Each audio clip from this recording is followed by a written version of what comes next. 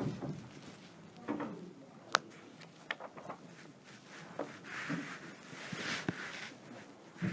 الله الرحمن الرحيم. وعن عبد الله بن عمرو بن العاص رضي الله تعالى عنه أن النبي صلى الله عليه وسلم تلا قول الله تعالى في إبراهيم رب إنهن أضللن كثيرا من الناس فمن تبعني فإنه مني. وقال عيسى إن تعذبهم فإنهم عبادك. فرفع يديه فقال اللهم أمتي أمتي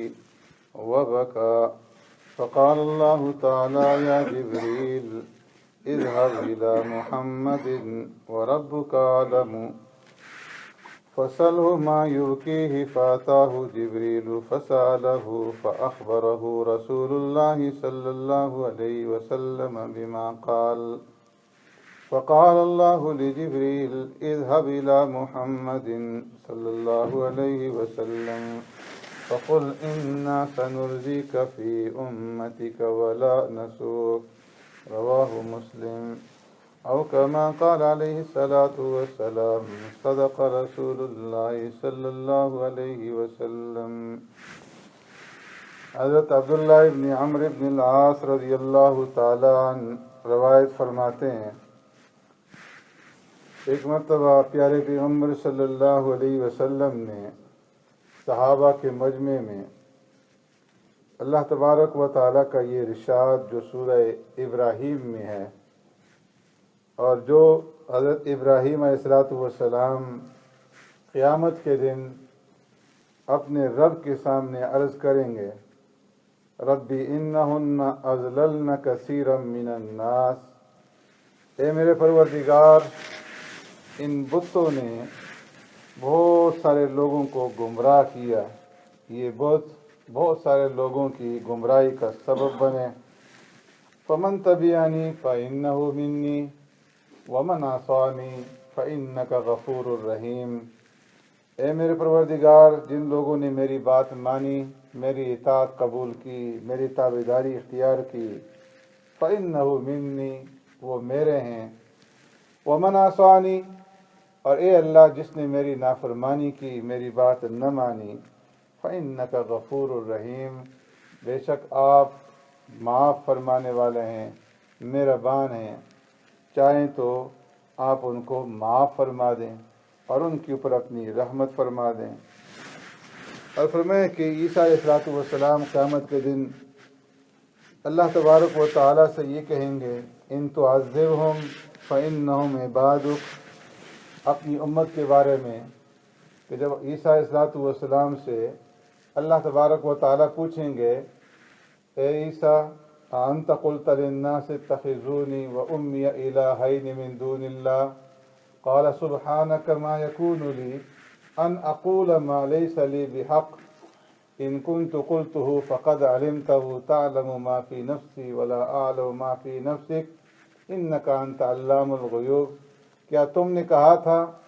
کہ مجھے اور میری ماں کو مجھے چھوڑ کر کے رب بنا لو، رب کو چھوڑ کر کے تم دونوں کو رب بنا لیا جائے؟ تو عیسیٰ علیہ السلام جواب میں کہیں گے سبحانک،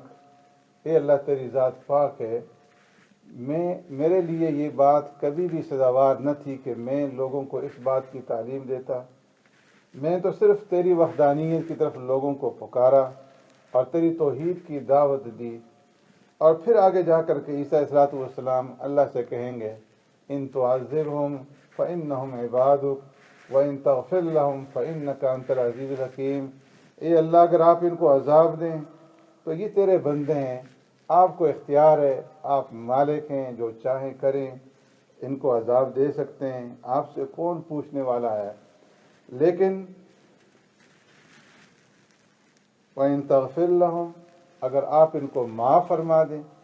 تو آپ بڑے ہی معاف فرمانے والے ہیں اور بڑے ہی مہربان ہیں، آپ سے کون پوچھے گا کہ کیوں معاف کیا ہے. اور اگر نہ معاف کریں تو آپ رحیم ہیں، حکمت والے ہیں، آپ جانتے ہیں کہ کس کو معاف کرنا ہے کس کو نہیں معاف کرنا. دونوں پیغمبروں کی اس بات کو نقل کرنے کے بعد پیارے پیغمبر صلی اللہ علیہ وسلم کو اپنی امت کا خیال آ گیا۔ فرفع یدیہ، آپ صلی اللہ علیہ وسلم نے اپنے دونوں ہاتھ اٹھا لیے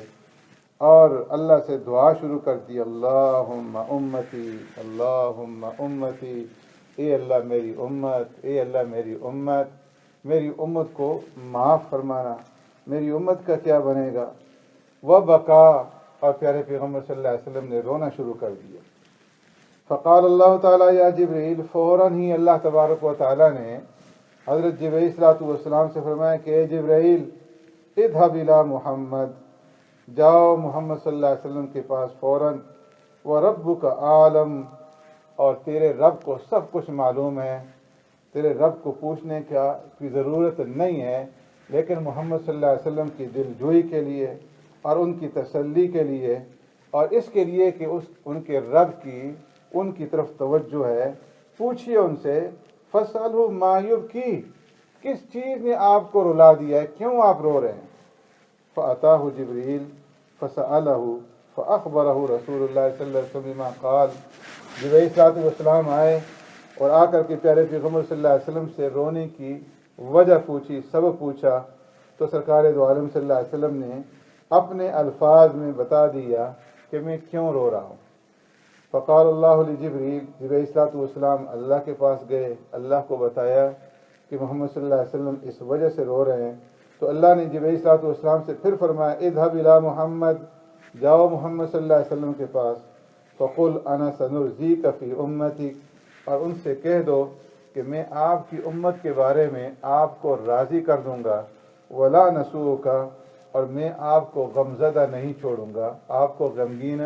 نہیں چھوڑوں گا۔ آخرت کے ایمان بالآخرت کا ذکر ہو رہا ہے، تو آخرت کے عقائد میں سے ایک عقیدہ جو ہے وہ شفاعت کا ہے کہ قیامت کے دن پیارے پیغمبر صلی اللہ علیہ وسلم، حضرات انبیاء علیہ السلام، علماء، شہداء اور باقی نیک لوگ جو گناہ گار ہوں گے، ان کے حق میں اللہ تبارک و تعالیٰ کی اجازت سے، اللہ رب العزت کی اذن سے شفاعت کریں گے، سفارش کریں گے۔ اور فرمایا کہ شفاعت کا یہ جو دروازہ ہے یہ پیارے پیغمبر صلی اللہ علیہ وسلم کھولیں گے۔ آدم علیہ السلام سے لے کر کے حضرت عیسیٰ علیہ السلام تک لوگ تمام انبیاء علیہ السلام کے پاس جا کر کے اپنی شکایت کریں گے اور شفاعت کی درخواست کریں گے، لیکن سارے انبیاء علیہ السلام امت اپنے نفسی کا ورد کریں گے کہ آج ہمیں اپنی ہی پڑی ہوئی ہے، اور بالآخر سرکار دو عالم صلی اللہ علیہ وسلم کے پاس یہ سب لوگ جمع ہو کر کے آئیں گے اور آپ صلی اللہ علیہ وسلم پھر سفارش کریں گے۔ جو قیامت کے دن ہوگی اس کو شفاعت کبریٰ کہا جاتا ہے اور شفاعت عظمیٰ کہا جاتا ہے، اور یہ شفاعت اس لیے ہوگی کہ تاکہ لوگ اس گرمی سے اور اس مصیبت سے، اس پریشانی سے چھٹکارا پا لیں اور حساب کتاب شروع ہو۔ اور اس کے بعد سرکار دو عالم صلی اللہ علیہ وسلم پھر مختلف مواقع پہ شفاعت فرمائیں گے۔ پھر آپ صلی اللہ علیہ وسلم کی جو دوسری شفاعت ہوگی وہ اس لیے ہوگی کہ جو حساب کتاب ہے اس حساب کتاب کے اندر تخفیف ہو، آسانی ہو۔ اور پھر سرکار دو عالم صلی اللہ علیہ وسلم شفاعت کریں گے ان لوگوں کے بارے میں، گناہ گاروں کے بارے میں، کہ جن کے بارے میں فیصلہ ہوگا کہ انہیں جہنم میں بھیج دو، تو آپ صلی اللہ علیہ وسلم شفاعت کریں گے کہ یا اللہ ان کے قصور کو معاف فرما دو اور انہیں جہنم سے بچا دیں۔ پھر سرکار دو عالم صلی اللہ علیہ وسلم شفاعت فرمائیں گے ان لوگوں کے بارے میں جو گناہ گار مسلمان ہیں، ایمان والے ہیں، جنہیں جہنم کے اندر بھیج دیا جائے گا، تو ان کو جہنم سے نکالنے کے لیے پیارے پیغمبر صلی اللہ علیہ وسلم شفاعت فرمائیں گے۔ اور پھر آپ صلی اللہ علیہ وسلم جو پانچویں شفاعت فرمائیں گے تو وہ اہل ایمان کے درجات کے اندر ترقی کے لیے شفاعت کی جائے گی۔ جب جنت میں چلے جائیں گے تو بعض اہل ایمان کے بارے میں آپ صلی اللہ علیہ وسلم اللہ سے سفارش کریں گے کہ ان کے درجات کو اور زیادہ بلند کر دیا جائے۔ اس کے علاوہ بھی تقریباً 10 قسم کی شفاعت کا حضرات محدثین نے ذکر کیا ہے، اور یہ سب کی سب شفاعت جو ہے حق ہے اور ہمارا اس کے اوپر ایمان ہے۔ اور فرمایا کہ سب سے پہلی جو شفاعت ہے وہ شفاعت کبریٰ ہے کہ جس وقت میدان محشر کے اندر لوگ ہوں گے حتیٰ یہموا بذالک، اور انہیں انتہائی حبس کی وجہ سے، تپش کی وجہ سے اور پسینوں کے اندر غرق ہونے کی وجہ سے برا حال ہوگا، تو اس وقت وہ کہیں گے استشفعنا الی ربنا، ہمیں کوئی آدمی ڈھونڈنا چاہیے کہ جو اللہ کے سامنے ہماری سفارش کرے تاکہ ہمیں اس مصیبت سے ہماری جان چھوٹ جائے اور ہمیں راحت مل جائے اس جگہ سے۔ تو آدم علیہ السلام کے پاس آئیں گے، فیقولون انت آدم ابو الناس خلق اللہ بیدیک واسکنک جنتہ واسجد لک ملائکتہ وعلمک اسماء کل شیء، اے آدم آپ تمام انسانیت کے باپ ہیں، اللہ نے آپ کو اپنے ہاتھ سے پیدا کیا، آپ کو اللہ نے جنت کے اندر ٹھہرایا، فرشتوں سے آپ کو سجدہ کروایا اور ہر چیز کے نام آپ کو سکھلا دیے۔ اشفع لنا عند ربک حتی یریحنا من مکاننا، آپ اپنے رب سے، جس رب نے آپ کو اتنی صفات سے نوازا ہے، سفارش کیجیے کہ ہمیں اس جگہ سے نجات مل جائے۔ تو آدم علیہ السلام کہیں گے لست ہناکم ویذکر خطیئتہ التی اصابہ اکل من شجرہ، کہ میں اس سفارش کا حقدار نہیں ہوں۔ اور پھر آدم علیہ السلام اپنی اس خطا کا ذکر کریں گے کہ اللہ نے مجھے کہا تھا کہ وَلَا تَقْرَبَا هَٰذِهِ الشَّجَرَةَ، اس درخت کے قریب نہ جانا، اور میں نے اس درخت کا پھل کھا لیا تھا۔ نہ معلوم اللہ رب العزت آج مجھ سے پوچھ لیں کہ آدم کیوں تو نہیں پھل کھایا تھا، تو اس لیے میں تو اس کا حقدار نہیں ہوں۔ لیکن ایتو نوحا اول نبی بعثہ اللہ الی اہل الارض، نوح علیہ السلام کے پاس جاؤ، وہ اللہ کا پہلا نبی ہے کہ جس کو اللہ رب العزت نے زمین کی طرف مبعوث کیا نبی بنا کر کے۔ تو لوگ نوح علیہ السلام کے پاس آئیں گے اور نوح علیہ السلام سے کہیں گے کہ آپ اللہ سے سفارش کریں، تو نوح علیہ السلام بھی نفسی نفسی کہیں گے اور فرمائیں گے کہ لست ہناکم، یہ میرا عہدہ نہیں ہے کہ میں سفارش کر سکوں۔ وَيَذْكُرُ خَطِيئَتُهُ الَّتِي أَصَابَ سَوَالَ رَبَّهُ بِغَيْرِ عِلْمٍ، اپنی اس خطا کا ذکر کریں گے کہ جو بغیر علم کے انہوں نے رب سے سوال کر لیا تھا، کہ جس وقت نوح علیہ السلام کی کشتی جا رہی تھی اور ان کا بیٹا ان کی نگاہوں کے سامنے ڈوب رہا تھا، تو اس وقت نوح علیہ السلام نے رب سے کہا تھا ربی ان ابنی من اہلی وان وعدک الحق وانت احکم الحاکمین، اے میرے پروردگار یہ میرا بیٹا میرے اہل سے، میرے خاندان سے، اور تیرا یہ وعدہ تھا کہ میں تیرے اہل کو نجات دے دوں گا، یہ تو میرے اہل سے تھا۔ وان وعدک الحق وانت احکم الحاکمین، اے اللہ تیرا وعدہ تو سچا ہے، آپ تو احکم الحاکمین ہیں۔ قال یا نوح انہ لیس من اہلک انہ عمل غیر صالح فلا تسألنی ما لیس لک بہ علم انی اعظک ان تکون من الجاہلین۔ تو رب العالمین کی طرف سے جواب ملا کہ اے نوح یہ تیرا بیٹا تیری اہل میں سے نہیں تھا، اس لیے کہ یہ تیرے اوپر ایمان نہیں لایا اور اس نے کافروں کی مائیت اختیار کی۔ فلا تسألنی ما لیس لک بہ علم، اس لیے مجھ سے ایسی بات کے بارے میں مت سوال کیا کرو جس کے بارے میں تمہیں علم نہ ہو۔ انی اعظک، میں تمہیں نصیحت کرتا ہوں ایسا نہ ہو کہ تم بے خبروں میں شامل ہو جاؤ۔ تو اس وقت نوح علیہ السلام نے پھر فوراً معذرت کر لی۔ تو اس وقت نوح علیہ السلام کو اپنی یہ بات یاد ہوگی کہ میں نے اللہ کی اجازت کے بغیر اللہ سے اپنے بیٹے کے بارے میں سوال کر لیا تھا، ایسا نہ ہو کہ اللہ مجھ سے آج پوچھ لیں کہ نوح تو نے یہ سوال کیوں کیا تھا، اس لیے میں تو نہیں کر سکتا، تم جاؤ حضرت ابراہیم علیہ السلام کے پاس کہ وہ خلیل الرحمن ہیں، اللہ کے دوست ہیں، اور وہ تمہاری سفارش کریں گے۔ فیأتون ابراہیم علیہ السلام کے پاس آئیں گے اور ان سے عرض کریں گے تو وہ بھی معذرت کر دیں گے اور اپنی 3 باتوں کا ذکر کریں گے کذبہن، کہ جو بظاہر جھوٹ تھیں،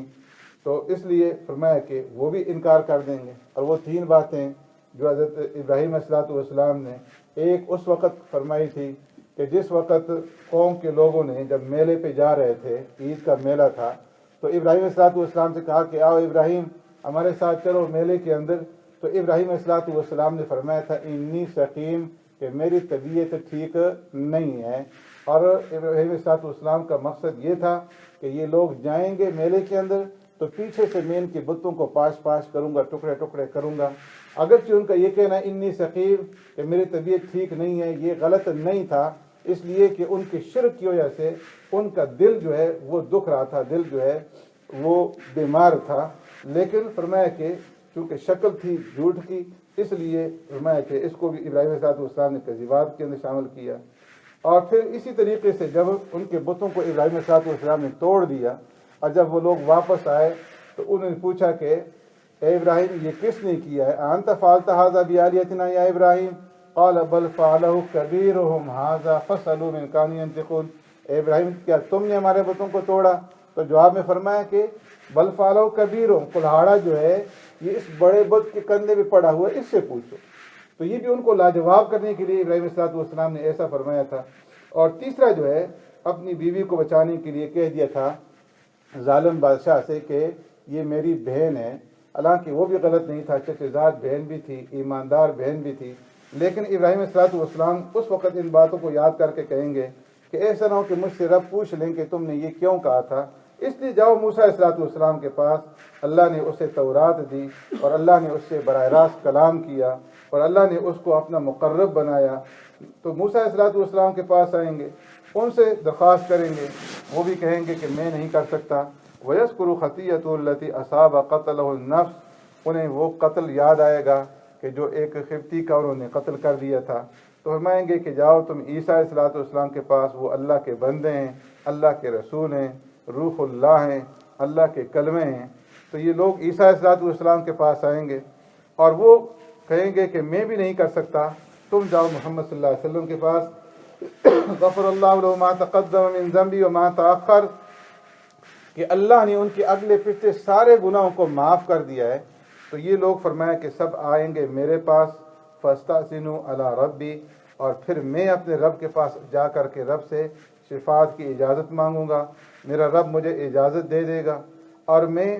پھر جاؤں گا رب العالمین کی بارگاہ کے اندر اور اس کے سامنے سجدے میں گر پڑوں گا، اور پھر اللہ رب العزت اس موقع پہ مجھے ایسی ایسی دعائیں سکھلائے گا کہ جن دعاؤں کے بارے میں آج بھی مجھے معلوم نہیں ہے۔ اور اس سے آگے کا واقعہ میں نے آپ حضرات کے سامنے پہلے عرض کر دیا تھا کہ کس طریقے سے پھر سرکار دو عالم صلی اللہ علیہ وسلم شفاعت فرمائیں گے۔ تو یہ شفاعت کبریٰ ہوگی کہ جس کے ذریعے سے شفاعت کا دروازہ کھلے گا اور حساب کتاب شروع ہوگا، اور رب العالمین زمین کے اوپر آئیں گے اور بندوں کا حساب کتاب شروع ہوگا میدان محشر کے اندر۔ پھر اس کے بعد جو دوسری سفارشیں ہیں کہ جب لوگ جہنم میں چلے جائیں گے تو اس کے بعد سرکار دو عالم صلی اللہ علیہ وسلم پھر رب سے شفاعت کریں گے، یا ربی امتی امتی، اے میرے رب میری امت میری امت۔ فرمایا فانطلق فاخرج مما كان في قلبي، تو رب العالمین اجازت دیں گے مجھے کہ اے محمد جاؤ، اور جس بندے کے دل میں ایک جو کے دانے کے برابر بھی ایمان ہو اسے جہنم سے نکال لاؤ۔ فرمایا کہ میں جاؤں گا اور ان لوگوں کو جہنم سے نکال لاؤں گا، پھر اللہ کے پاس جاؤں گا، اللہ کی حمد و ثنا بیان کروں گا، اللہ کے سامنے سجدے میں گر جاؤں گا، اور پھر اللہ سے سوال کروں گا،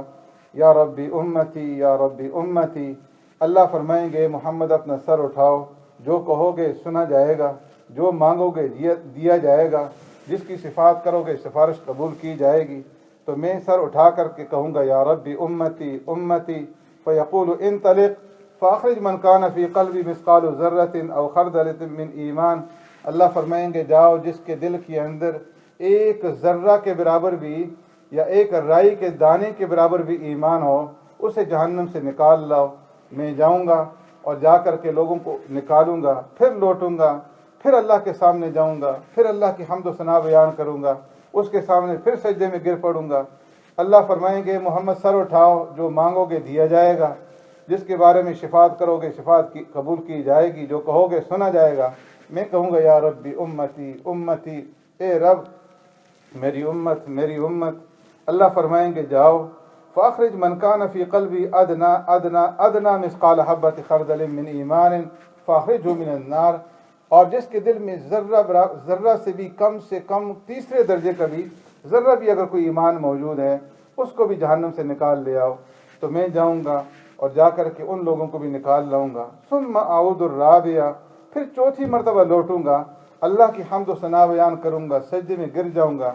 اور اللہ فرمائیں کہ محمد سر اٹھاؤ، جو مانگو گے دیا جائے گا، اور جس کے بارے میں شفاعت کرو گے شفاعت قبول کی جائے گی، جو کہو گے سنا جائے گا۔ میں کہوں گا یا رب اذن لی فی من قال لا الہ الا اللہ، اے رب مجھے اجازت دیجئے کہ جس آدمی نے لا الہ الا اللہ پڑھا ہے उसको भी मैं जहन्नम से निकाल ले आऊँ। तो अल्लाह फरमाएंगे लैस ज़ालिक वलाकिन इज़्ज़ती व जलाली व किब्रियाई व अज़मती, ए मोहम्मद ये तुम्हारे लिए लायक नहीं है, तुम्हारे मुनासिब नहीं है, लेकिन मुझे मेरी इज़्ज़त की कसम, मेरे जलाल की कसम, मेरी बड़ाई की कसम और मेरी अज़मत की कसम, ये काम मैं ख़ुद करूँगा। और फिर फरमाया कि रब्बुल आलमीन ख़ुद जो है, जिन लोगों ने ये कलमा पढ़ा होगा ला इलाहा इल्लल्लाह, ख़ुद उसको जहन्नम से निकाल देंगे। और इसी तरीके से जो बाकी फिर इसके बाद अम्बिया हैं वो भी शिफात करेंगे, फरिश्ते भी शिफात करेंगे, उलमा भी शिफात करेंगे, शुहदा भी शिफात करेंगे, यहाँ तक कि जो छोटे बच्चे फौत हो जाते हैं वो भी अपने माँ बाप के हक़ में शिफात करेंगे। और इसी तरीके से बास आमाल जिस तरह के कुरान करीम है ये भी अपने पढ़ने वाले के लिए शिफात करेगा, और रोज़ा है ये अपने रोज़ा रखने वाले के लिए शिफात करेगा। तो ये बाकी लोग जो हैं इसके बाद शिफात करेंगे, यहाँ तक कि आखिर में फरमाया कि शिफात यहाँ तक पहुँच जाएगी कि जहन्नमियों को लाइन में कतार में खड़ा कर दिया जाएगा, और एक ईमान वाले वहाँ से गुजरेंगे तो जहन्नमियों को देख करके आवाज़ देंगे कि ए फलाने, क्या तुम मुझे जानते नहीं हो, मैं फलाना हूँ जिसने फ़लाँ मौके पे तुम्हें पानी पिलाया था। और दूसरा कहेगा कि आप मुझे जानते नहीं, मैं वो हूँ कि जिसने फ़लाँ मौके पे तुम्हें वुज़ू करने के लिए पानी दिया था। तो फरमाया कि वो भी उनके हक़ में शिफात करेंगे और उनको जहन्नम से निकाल करके जन्नत के अंदर ले आएंगे। सुब्हानकल्लाह बिहम्दिका नशहदु अल्ला इलाहा इल्ला अंता नस्तगफिरुका व नतूबु इलैक। अल्लाहुम्मा रब्बना आतिना फिद दुनिया हसना व फिल आखिरति हसनतन व क़िना अज़ाबन नार व क़िना अज़ाबल क़ब्रि व क़िना अज़ाबल हश्रि व क़िना अज़ाबद दैनि व क़िना अज़ाबल मीज़ान। अल्लाहुम्मा इन्नका अफ़ुव्वुन करीम तुहिब्बुल अफ़्व फ़अफ़ु अन्ना।